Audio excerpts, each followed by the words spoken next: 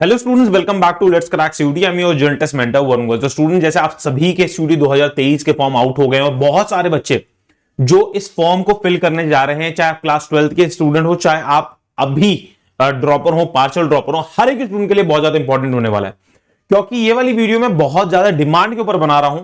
बहुत सारे स्टूडेंट्स के मेरे पे डाउट आए थे, वो यही कह रहे थे कि सर कि हमारे को डॉक्यूमेंट्स के बारे में समझ नहीं आ रहा। तो मैं फटाफट एक बार छोटी सी वीडियो में आपको सारी चीजें बता देता हूं कि क्या क्या डॉक्यूमेंट्स आपके पास होने चाहिए। इस वाली वीडियो में आपका टेक अवे ये रहेगा कि हर एक चीज मैं बताऊंगा, क्योंकि ये ऑफिशियल वेबसाइट से मैं उठा के बता रहा हूं कि किस किस फॉर्मेट में कितनी कितनी आपकी साइज की होनी चाहिए, फोटोज, आपका कास्ट सर्टिफिकेट एंड ऑल सारी चीजें। तो शुरू करते हैं वीडियो को। तो सबसे पहले अगर मैं बात करूं तो सबसे पहले आपके पास होना चाहिए एक mobile number, right. Mobile number बच्चों एक ऐसा होना चाहिए, आपको इसको बहुत ही तवज्जो देनी है। मोबाइल नंबर ऐसा होना चाहिए जिसके अंदर आपके पास रिचार्ज हो। ऐसा नहीं हो कि वो बहुत सालों से डोरमेंट पड़ा हो, वो किसी और के नंबर नाम पर रजिस्टर हो गया। ऐसा नहीं होना चाहिए कि घर में कोई यूज नहीं करता तो उसका नंबर दे दिया, नहीं। क्योंकि इसके ऊपर जैसे ही आप रजिस्टर करोगे अपना सीयूटी 2023 का फॉर्म, तो वैसे ही एक ओटीपी आएगा, राइट। तो अगर ओटीपी आप उसके अंदर नहीं डालोगे तो ऑब्वियसली आपका फॉर्म प्रोसेस आगे नहीं होगा। आपको कैफे वाले भैया का भी ओटीपी नंबर नहीं देना है, क्योंकि उसके बाद सारी कन्वर्सेशंस जो भी एनटी की तरफ से आएगा, सीयूटी की तरफ से अपडेट्स आएंगी, वो इसी के थ्रू आपको अपडेट्स मिलती रहेंगी, नोटिफिकेशंस आते रहेंगे। तो ये आपको अपना ही नंबर देना है एनी हाउ। अगर आपके पास अपना नंबर नहीं है तो घर में मम्मी पापा भाई बहन किसी का ऐसा नंबर देना जो आपके घर में बिल्कुल ट्रस्टवर्दी हो और आपके साथ ही रहता हो, राइट। तो ये सारी चीजें हो गई आपकी। अगर मैं बात करूं इसके अलावा एक ईमेल एड्रेस, ईमेल एड्रेस ऐसा नहीं होना चाहिए आपका कि आप ईमेल एड्रेस तो है आपका, आपको ईमेल आईडी तो पता है लेकिन पासवर्ड भूल गए।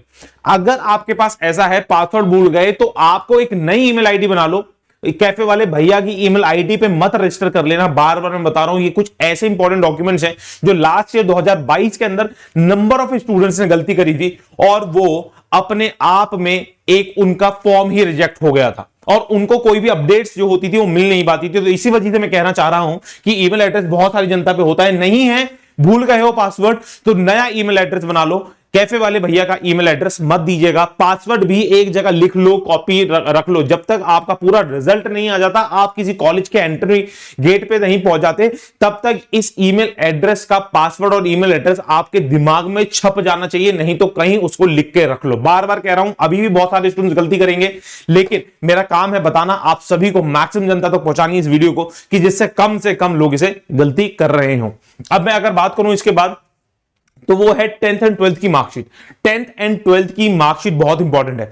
10th की मार्कशीट तो हर एक स्टूडेंट के पास होगी, चाहे आप अभी क्लास 12th के अंदर भी हो, अभी आपके बोर्ड्स भी होने वाले हैं, आपको अपनी 10th की मार्कशीट तो रखनी ही है। अगर आप जैसे ही फॉर्म फिल स्टार्ट करोगे ना, तो उसके अंदर जो आपका पहला ही प्रोसेस है वो है आपका नाम, और वो भी उसके अंदर भी उन्होंने स्पेसिफाई कर रखा है कि जो क्लास 10th की मार्कशीट के अकॉर्डिंगली आपका नाम है, जो स्पेलिंग है वो ही आपको उसके अंदर फीड करनी है, वही आपको उसके अंदर लिखना है। अपने पेरेंट्स का नाम की स्पेलिंग भी सेम होनी चाहिए, आपका भी नाम की स्पेलिंग सेम होनी चाहिए, और हर एक चीज आपकी एज इट इज होनी चाहिए क्लास 10th की मार्कशीट के अकॉर्डिंगली, राइट। और जिन स्टूडेंट्स के पास क्लास 12th की मार्कशीट है, वेल एंड गुड। जिन स्टूडेंट के पास क्लास 12th की मार्कशीट नहीं है, डजंट मैटर, टेंशन लेने की जरूरत नहीं है आपको उसमें अपेयरिंग में डाल सकते हो, राइट। अगर आप अभी क्लास 12th के अंदर हो, जो स्टूडेंट्स पास आउट हैं, जो पार्शियल ड्रॉपर हैं, तो उन सारे स्टूडेंट्स को डेफिनेटली अपनी क्लास 12th की मार्कशीट रखनी है, उसको फीड भी करनी है एप्लीकेशन प्रोसेस के अंदर। I hope it is clear to everyone. अगर मैं बात करूं आईडी प्रूफ, अब ID proof, number of ID proof का ऑप्शन दे रखा है। इनफैक्ट इस बार तो उन्होंने इतनी आपको डिसेंसी दे दी है, इतना आपको छूट दे दी है कि आप लोग अपनी स्कूल आईडी तक भी इसमें डाल सकते हो, लेकिन वो आईडी प्रूफ होना चाहिए, ऑथेंटिकेटेड होना चाहिए आपकी। ये नहीं कि खुद ही से बना लिया आपने, ऑथेंटिकेटेड होना चाहिए। आप डीएल ड्राइविंग लाइसेंस दे सकते हो, आप अपना पासपोर्ट दे सकते हो, अपना आधार कार्ड दे सकते हो, अपना पैन कार्ड भी दे सकते हो। पैन कार्ड बहुत ही कम स्टूडेंट्स के पास होता है। स्कूल आईडी प्रूफ तक दे सकते हो, उसमें ऑप्शंस आएंगे और आप लोग उसमें डालेंगे। बहुत सारे स्टूडेंट्स का मैसेज आ रहा था कि सर आधार का मैसेज नहीं आ रहा, आधार का ऑप्शन नहीं आ रहा, तो आधार का ऑप्शन अदर आईडी प्रूफ के अंदर डालना है, और 16 डिजिट्स जो हैं आपके आधार के, तो जैसे आप आधार कार्ड देखते हैं ना, आधार कार्ड ऐसे होता है, तो 4 4 4 4 आपकी डिजिट्स होती हैं, तो आपको विदाउट स्पेस, बिना स्पेस के वो 16 का 16 डिजिट एक ही बार में लिखना है। ये डाउट भी मैंने आपको इस वीडियो के अंदर क्लियर कर दिया। तो आईडी कार्ड भी आपके पास ऑथेंटिकेटेड होना चाहिए और डेफिनेटली अपना ही होना चाहिए, ठीक है। फोटो आईडी प्रूफ होनी चाहिए, बेसिकली उन्होंने साफ बोला है कि फोटो आईडी प्रूफ होनी चाहिए जिसके अंदर आपकी फोटो लग रही होगी, राइट। अब मैं बात कर लेता हूं सर्टिफिकेट्स की। कास्ट सर्टिफिकेट्स आपके होते हैं जो भी रिजर्व कैटेगरी से ताल्लुकात रखते हैं, ईडब्ल्यूएस कैटेगरी से ताल्लुकात रखते हैं, आपको अपने सर्टिफिकेट्स बनाने हैं। पहली चीज मैं कहूंगा कि सेंटर लेवल के बनाने हैं, बात कान खोल के सुनिएगा, सेंटर लेवल के बनाने। स्टेट लेवल का अगर आप डालेंगे तो डेफिनेटली वो रिजेक्ट हो जाएगा, आपको रिजर्वेशन का कोई भी फायदा नहीं मिलेगा। सेकेंडली, 1 अप्रैल 2022 के बाद के सर्टिफिकेट्स होने चाहिए आपके, उसके पहले के सर्टिफिकेट्स हैं 1 अप्रैल 2022 से पहले के सर्टिफिकेट्स हैं, तो आप लोगों के सर्टिफिकेट्स वो मायने नहीं होंगे।